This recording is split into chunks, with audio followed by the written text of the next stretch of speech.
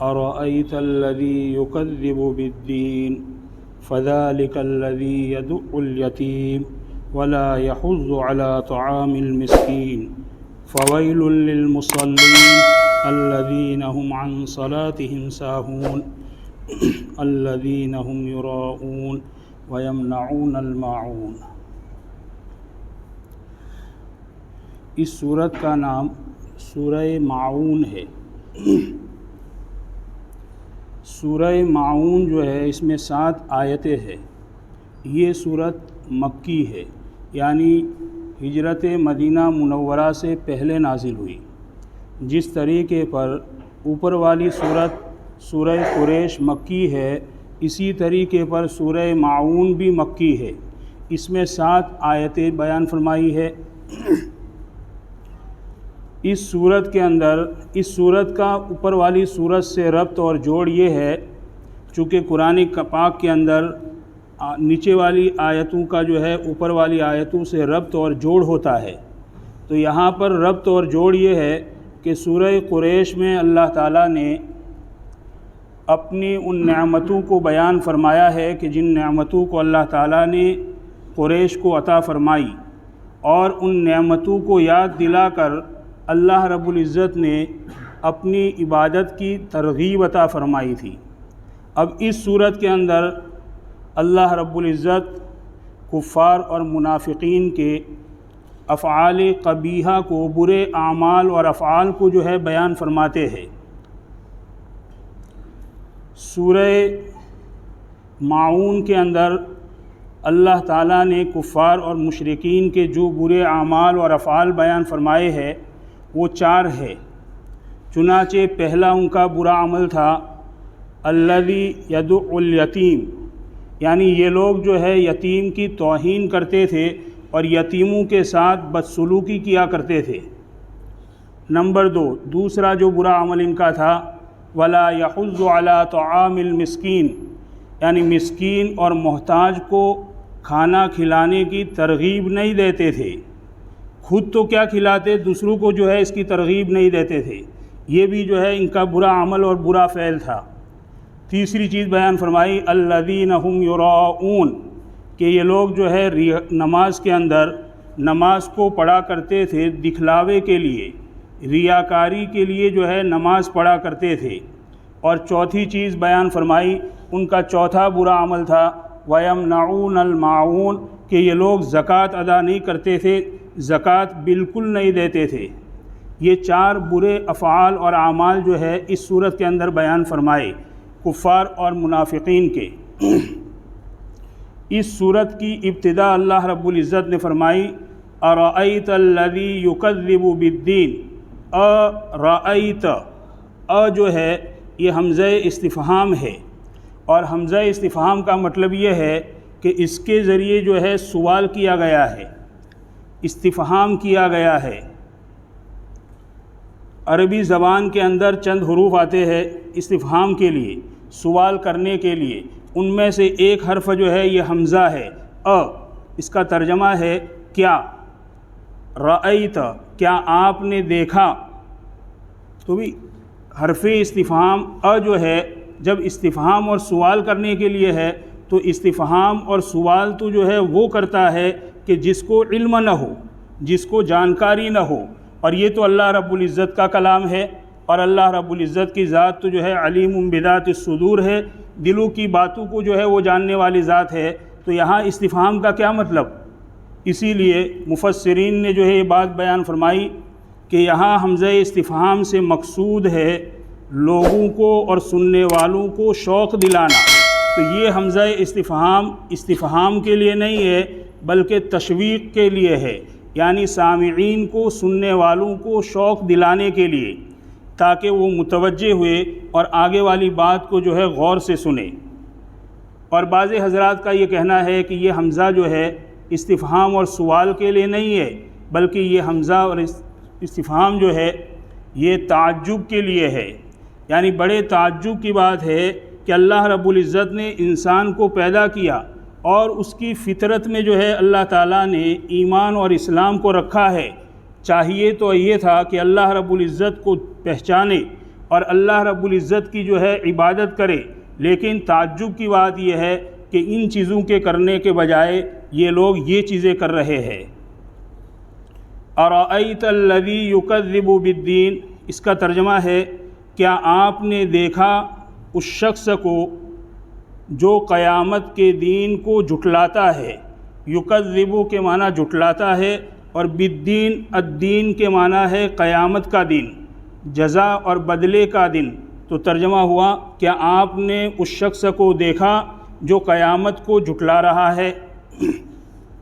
اس میں اشارہ اس بات کی طرف ہے کہ اگر خدا نہ خواستہ آگے والے 4 جو برے اعمال ہے، افعال ہے، اگر کسی مسلمان میں پائے جا رہے ہیں تو تب بھی جو ہے وہ مسلمان اس آیت کا مصداق نہیں ہوگا۔ وجہ اس کی کہ اس آیت کے اندر اللہ تعالیٰ نے منکرین قیامت کا ذکر فرمایا ہے، قیامت کا انکار کرنے والے لوگوں کا ذکر فرمایا ہے، اور مسلمان جیسا بھی ہو وہ منکر قیامت نہیں ہوتا ہے۔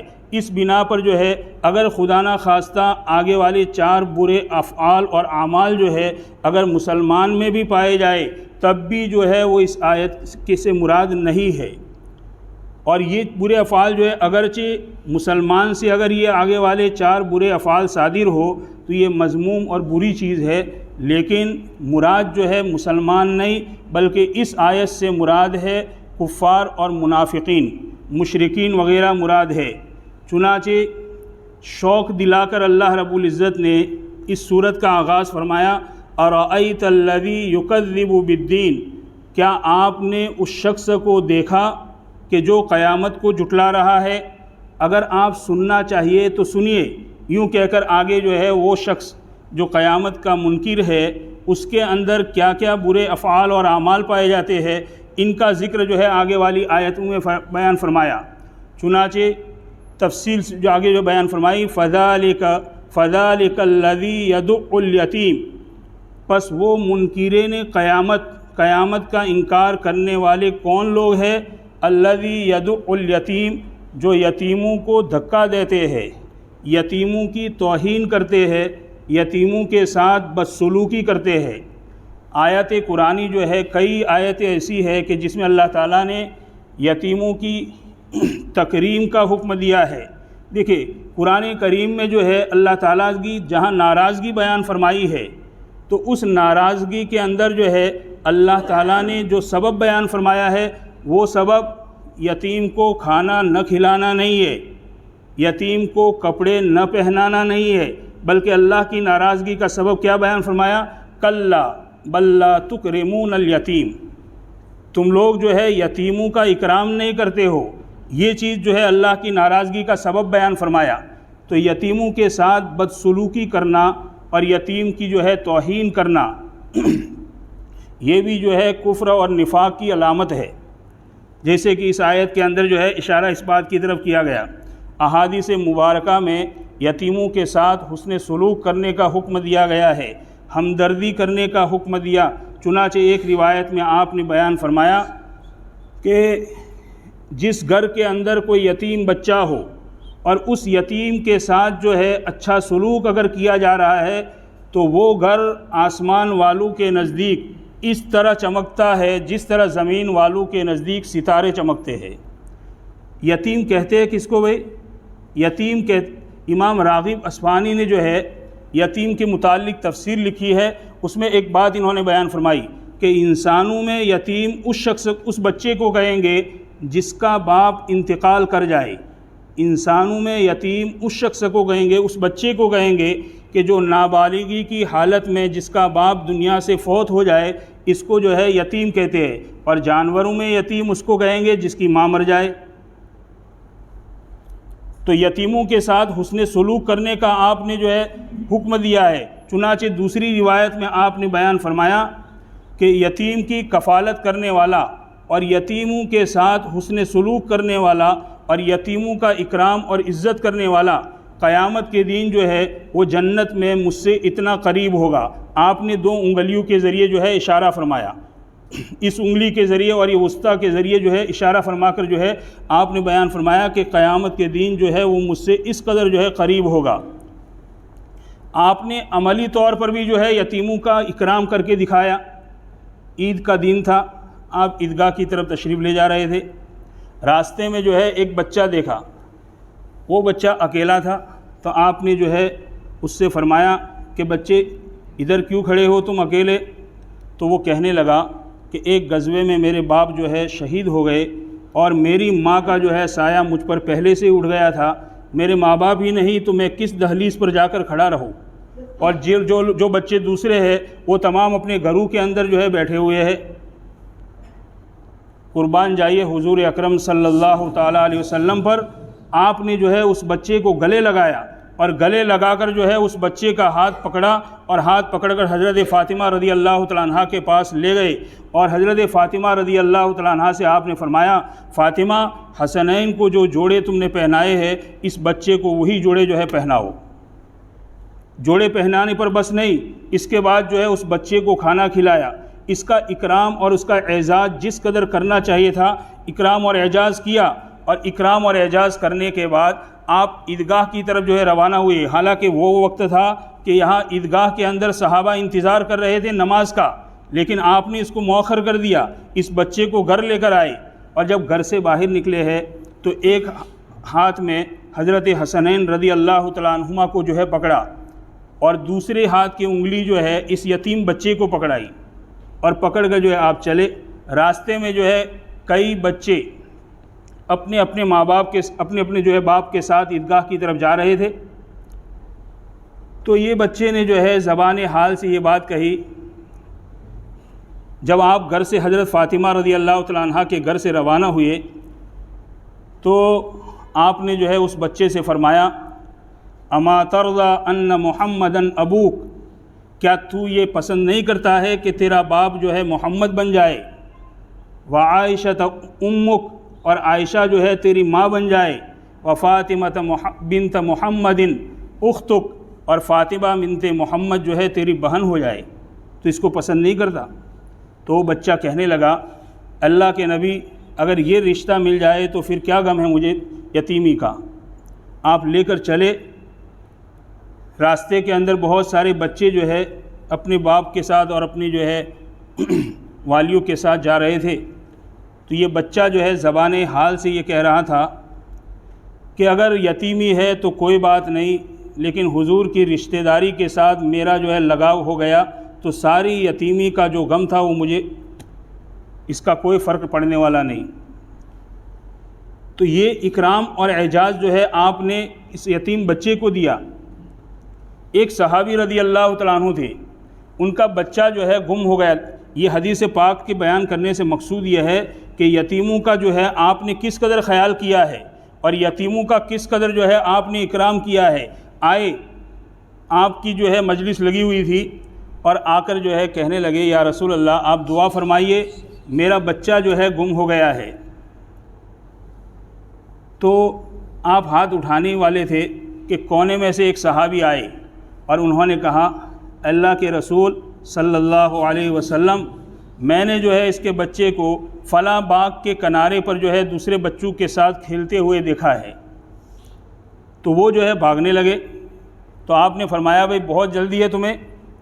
تو کہنے لگے اللہ کے رسول میرا بیٹا ہے، میں اس کا باپ ہوں۔ آپ نے فرمایا کہ جاؤ، کوئی حرج کی بات نہیں، لیکن ایک بات سن کر جاؤ۔ اور پھر آپ نے فرمایا کہ ادھر جا کر جو ہے آپ کا بچہ اگر دوسرے بچوں کے ساتھ کھیل رہا ہو تو اس کو جو ہے بیٹا کہہ کر نہ پکارنا، بلکہ اس کو جو ہے اس کا نام لے کر پکارنا۔ تو وہ صحابی کہنے لگے اللہ کے رسول اگر بیٹا کہہ کر پکاروں تو اس میں کیا حرج کی بات ہے، وہ میرا بیٹا ہی ہے۔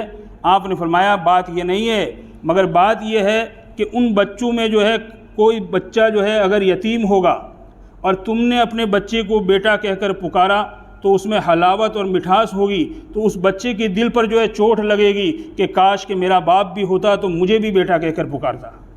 اللہ کے نبی صلی اللہ علیہ وسلم نے یتیموں کا کتنا خیال کیا ہے، کس قدر جو ہے آپ یتیموں کا اکرام کیا کرتے تھے۔ اس کے برخلاف یتیم کے ساتھ جو ہے توہین، یتیموں کی توہین کرنے والا اور یتیموں کی بے عزتی کرنے والا، احادیث پاک میں جو ہے اس کے لیے سخت وعید آئی ہے۔ اس لیے یتیم کا جو ہے اکرام ہم سب پر جو ہے ضروری ہے۔ ارے یتیم کے سر پر جو ہے کوئی آدمی ہاتھ رکھے گا تو اس کے ہاتھ کے نیچے جتنے بھی بال ہے اس کے بقدر جو ہے اس کے نامہ اعمال میں نیکیاں لکھی جائے گی۔ تو الذی یدع الیتیم، ان کفار اور منافقین کا حال یہ ہے کہ وہ یتیموں کی توہین کرتے ہیں، یتیموں کو دھکا دیتے ہیں۔ خود اللہ تعالیٰ نے اپنے نبی کو حکم دیا فَأَمَّا الْيَتِيمَ فَلَا تَقْهَرْ، کہ یتیم کو جو ہے خبردار نہ جھڑکنا، یتیم کے ساتھ حسن سلوک کرنا، اچھا برتاؤ کرنا۔ تو یہ پہلا برا عمل ہے جو ان کفار اور منافقین اور مشرکین کے اندر پایا جاتا ہے، اور وہ ہے یتیموں کی توہین کرنا اور یتیموں کے ساتھ بدسلوکی کرنا۔ دوسرا برا عمل جو ہے ان کا کیا تھا؟ وَلَا يَحُضُّ عَلَىٰ طَعَامِ الْمِسْكِينِ، کہ مسکین کو کھانا کھلانے پر جو ہے ترغیب نہیں دیتے تھے، یعنی خود تو جو ہے نہیں کھلاتے، لیکن دوسری کمی ان میں یہ بھی ہے کہ دوسروں کو بھی جو ہے ترغیب نہیں دیتے ہیں۔ احادیث مبارکہ میں بھی جو ہے یتیم اور مسکین اور محتاجوں کو جو ہے کھانا کھلانے کی کئی احادیث جو ہے وارد ہوئی ہے۔ حضرت عبداللہ ابن سلام رضی اللہ تعالیٰ عنہ فرماتے ہیں کہ جب آپ ہجرت کر کے مدینہ منورہ میں تشریف لائے ہیں تو سب سے پہلی بات جو میرے کان میں آئی اور میرے کان میں جو آپ کے سب سے پہلے کلمات پڑے ہیں وہ یہ تھے کہ آپ نے لوگوں سے فرمایا یا ایھا الناس افشوا السلام واطعموا الطعام وصلوا الارحام وصلوا باللیل والناس نیام۔ ایک روایت، دوسری روایت ہے وصلوا باللیل والناس ینام۔ لوگوں آپس میں سلام کا جو ہے خوب رواج ڈالو اور ایک دوسرے کو جو ہے کثرت کے ساتھ سلام کیا کرو۔ سلام یہ اسی امت کے ساتھ جو ہے یہ کلمہ جو ہے اسی امت کو دیا گیا۔ زمانے جاہلیت میں لوگ جو ہے بجائے سلام کے کہا کرتے تھے حیاک اللہ، اللہ تعالیٰ تجھے زندہ رکھے۔ یہ زمانے جاہلیت کا سلام تھا۔ اب زندہ رکھے چاہے بیماری کے ساتھ رکھے کہ چاہے عافیت کے ساتھ رکھے، اس میں اس کا ذکر نہیں ہے۔ اور السلام علیک کا مطلب ہے کہ اللہ تم پر جو ہے سلامتی نازل فرمائے، اللہ تمہیں سلامتی کے ساتھ جو ہے رکھے۔ یہ سلام بھی ہے، عبادت بھی ہے۔ کثرت کے ساتھ سلام کرنے والے جو لوگ ہیں یہ ان کے جنتی ہونے کی نشانی ہے۔ اہل جنت جو ہے کثرت کے ساتھ سلام کیا کریں گے ایک دوسرے کو۔ قرآن پاک میں ہم کئی جگہ پڑھتے ہیں سلام علیکم طبتم، سلام علیکم، سلام علیکم۔ فرق اتنا ہے کہ جنت کا سلام جو ہے نکیرہ ہے اور دنیا کا سلام معرفہ ہے۔ السلام الف لام اس پر لگا ہوا ہے۔ تو یہ کثرت کے ساتھ سلام کرنے والے جو لوگ ہیں وہ ان کے جنتی ہونے کی طرف جو ہے مشیر ہے، اشارہ کرنے والا ہے۔ تو آپس میں جو ہے تم لوگ سلام کو خوب پھیلایا کرو۔ نمبر 2 وَأَطْعِمُوا الطَّعَامَ، کہ کھانا کھلایا کرو۔ بھئی کھانا کھلانے کی ترغیب ہے، کھانے کی ترغیب نہیں ہے۔ ایک دوسرے کی تشکیل ہوتی ہے نا عام طور پر کہ بھی کون کھلائے گا۔ حدیث پاک میں کلوا الطعام نہیں فرمایا ہے، اطعموا الطعام فرمایا ہے کہ لوگوں کھانا کھلایا کرو۔ یہ کھانا کھلانے کی جو ہے ترغیب دی گئی ہے کہ خود جو ہے اگر استطاعت اور طاقت رکھتے ہیں تو خود کھلائے، اور اگر خود استطاعت اور طاقت نہیں رکھتے تو کم سے کم جو ہے دوسرے لوگوں کو ترغیب دے، کسی مسکین اور محتاج کے بارے میں جو ہے سفارش کر دے کہ جس کی وجہ سے اس کا کام بن جائے۔ لیکن ان کفار اور منافقین کا حال تو یہ ہے وَلَا يَحُضُّ عَلَىٰ طَعَامِ الْمِسْكِينِ، کہ وہ مسکین کو کھانا دینے پر بھی جو ہے ابھارتے نہیں ہیں دوسرے لوگوں کو۔ یہ دوسرا جو ہے برا عمل تھا ان لوگوں کا۔ یہ 2 عمل ایسے ہے کہ جو حقوق العباد کے قبیل سے ہے، یہ بندوں کے حقوق کے قبیل سے ہے۔ تو یہ گویا کفار اور منافقین کا حال یہ ہے کہ یہ حقوق العباد کے اندر بھی کوتاہی اور کمی کرتے ہیں اور اس کو جو ہے ادا نہیں کرتے۔ جب حقوق العباد کو ادا نہیں کرتے ہیں تو حقوق اللہ کا کیا حال ہوگا؟ اس لیے آگے حقوق اللہ کی طرف اشارہ فرمایا فویل للمصلین، کہ بڑی ہلاکت ہے ان نمازیوں کے لیے۔ فویل للمصلین، یہ منافقین کا حال بیان ہو رہا ہے کہ منافقین کا حال یہ ہے کہ وہ نماز کے اندر جو ہے نماز سے بہت غافل رہتے ہیں، اور موقع ملتا ہے تو پڑھتے ہیں، موقع نہیں ملتا تو چھوڑ دیتے ہیں۔ اپنے دعوی اسلام کو ثابت کرنے کے لیے منافق اس آدمی کو کہتے ہیں کہ جو زبان سے تو کہے کہ میں مسلمان ہوں لیکن اندرونی اعتبار سے جو ہے وہ کافر ہے، ایسے آدمی کو کہتے ہیں منافق۔ لہذا اسلام کے دعوے کو اگر کوئی آدمی دو رخا ہے، یعنی ادھر بھی بات الگ کر رہا ہے دوسری طرف بھی بات الگ کر رہا ہے، تو سمجھے اس کو کہ یہ نفاق کی علامت ہے۔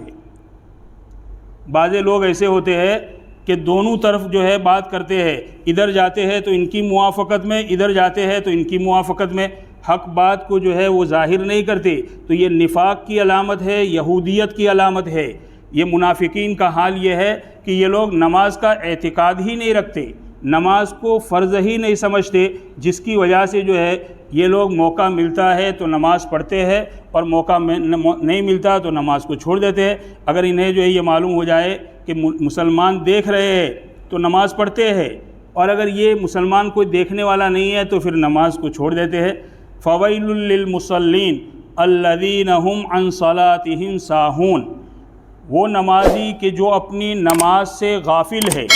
یہاں ساہون کا مطلب سہو اور نسیان مراد نہیں ہے، نماز میں سہو اور نسیان اور بھول ہونا یہ مراد نہیں ہے۔ وجہ اس کی کہ یہ سہو اور نسیان نماز میں ہونا یہ تو سارے مسلمانوں سے ہو سکتا ہے، یہاں تک کہ حضور اکرم صلی اللہ علیہ وسلم بھی جو ہے اس سے خالی نہیں، آپ سے بھی جو ہے نماز میں سہو ہوا ہے۔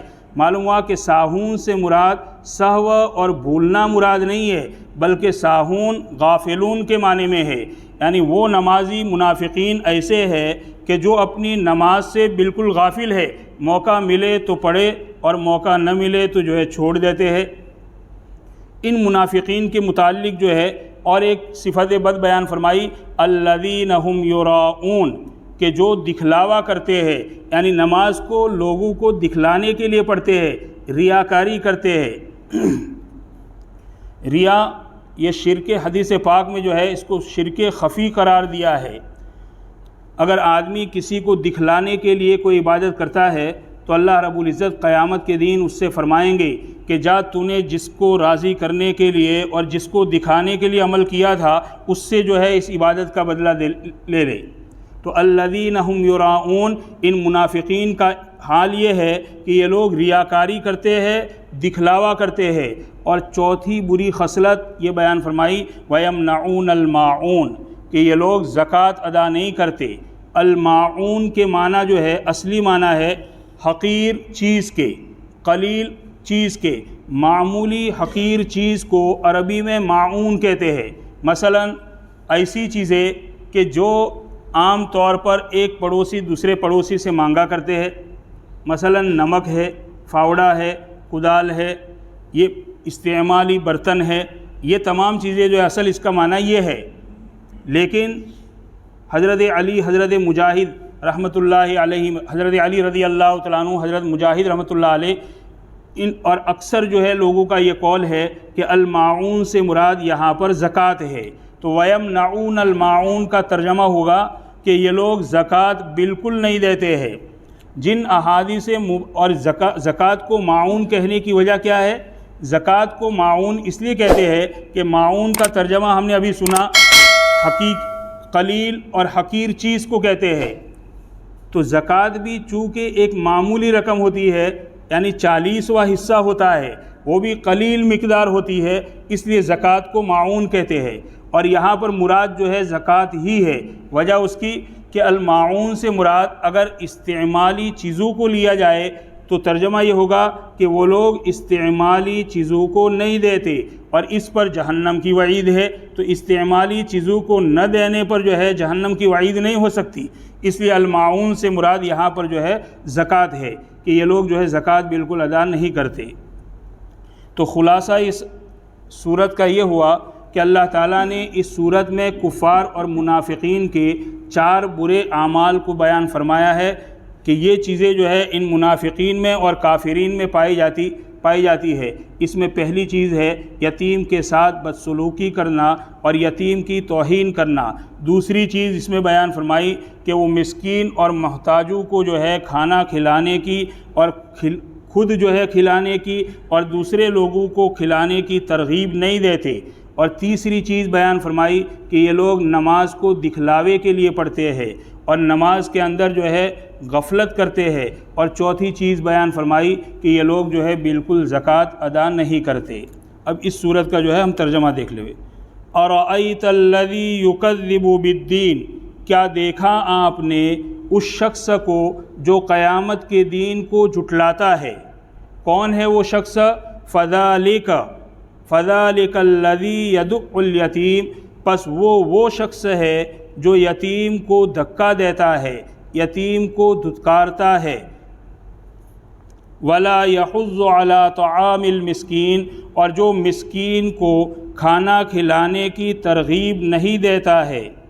فَوَيْلٌ لِّلْمُصَلِّينَ، پس بڑی ہلاکت ہے ان نمازیوں کے لیے۔ کون سے نمازی بھائی؟ الَّذِينَ هُمْ عَنْ صَلَاتِهِمْ سَاهُونَ، جو اپنی نماز سے غافل ہے۔ تو ساہون سے مراد غافل ہونا ہے، یعنی پڑھنا نہ پڑھنا، وقت ملا تو پڑھ لی، نہ ملا تو نہیں پڑھی، یہ مراد ہے۔ ساہون سے مراد سہو اور نسیان اور نماز میں غلطی کرنا مراد نہیں۔ اگر غلطی کرنا مراد ہوتا تو عن صلاتہم کے بجائے فی صلاتہم آتا کہ یہ لوگ اپنی نماز میں سہو کرنے والے ہیں، لیکن عن صلاتہم میں ان کا لفظ جو ہے یہ بتلا رہا ہے کہ یہ لوگ اپنی نماز سے غافل ہے۔ تو ساہون بمعنی غافلون ہے، ساہون بمعنی جو ہے نسیان اور بھولنا نہیں ہے۔ الذین ہم یراؤون، کون سے نمازی یہ؟ جو دکھلاوا کرتے ہیں، جو ریاکاری کرتے ہیں۔ اور چوتھی جو ہے صفت بد ان میں یہ ہے وَيَمْنَعُونَ الْمَاعُونَ، اور جو زکوٰۃ کو بالکل ادا نہیں کرتے۔ آخر دعوانا الحمد للہ رب العالمین۔ سبحان اللہ۔